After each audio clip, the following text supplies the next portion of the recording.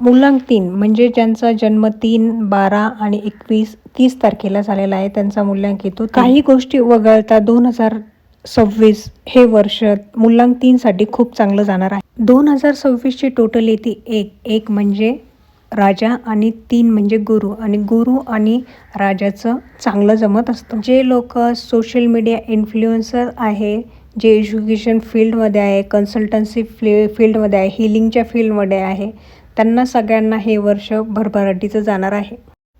मूलांक 3 वाल्यांनी यावर्षी केसरचा तिलक आवर्जून लावावा.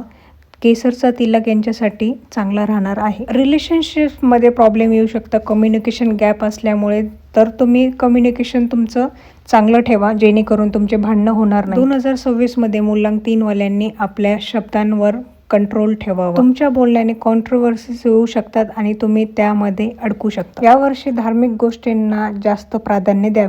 जॉब स्विच करणं यावर्षी टाळावं. मनासारख्या गोष्टी घडणार नाहीत. मेडिटेशन केल्याने तुमच्या शब्दांवर तुमचा कंट्रोल राहील. पांढऱ्या रंगाचे कपडे टाळावेत.